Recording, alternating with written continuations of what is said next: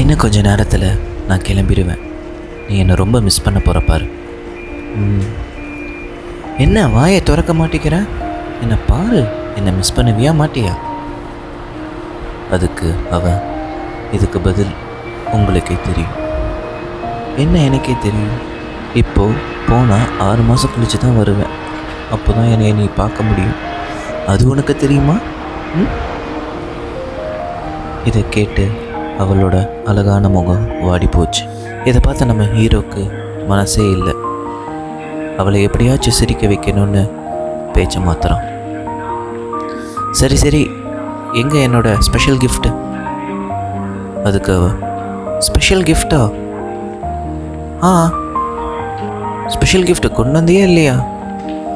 அதுக்கு அவ, அச்சச்சோ நான் கொண்டு வரலைங்க, சாரிங்க.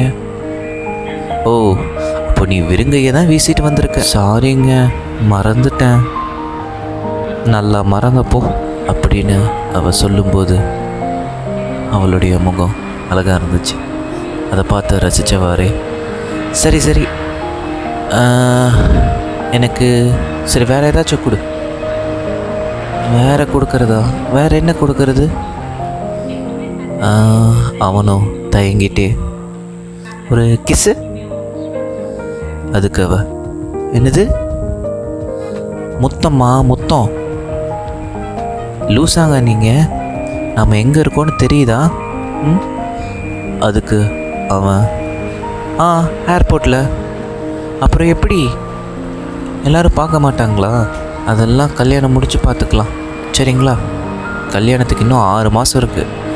அது வரைக்கும் இந்த ஒரு கிஸுக்காக வெயிட் பண்ணிகிட்ருக்கட்டுமா?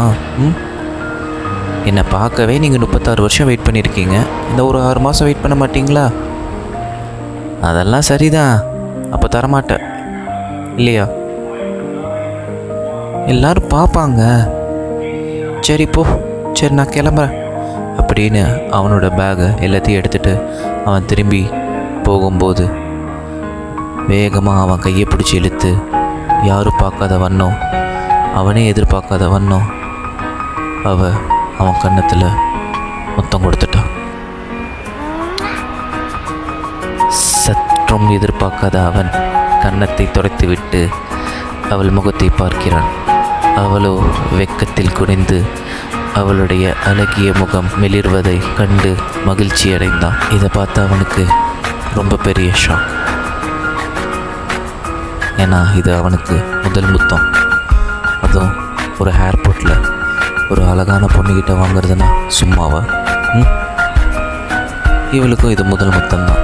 பாருங்க என் கையெல்லாம் எப்படி உதறுதுன்னு அப்படின்னு அவள் கையை நீட்டி காட்டுறான். அவன் கையை பிடிச்சி கைக்கு ஒரு முத்தத்தை கொடுத்துட்டு, சரிம்மா பார்த்துக்கோ, நான் உனக்கு போயிட்டு ஃபோன் பண்ணுறேன் அப்படின்னு சொல்லிவிட்டு கிளம்பிட்டான். 2 பேர்த்துக்கும் மனசே இல்லை. இந்த கதை பிடிச்சிருந்தா லைக் பண்ணுங்கள், ஷேர் பண்ணுங்கள், சப்ஸ்கிரைப் பண்ணுங்கள். இது புது சேனல்ன்றனால உங்களோட சப்போர்ட் கண்டிப்பாக எங்களுக்கு தேவை.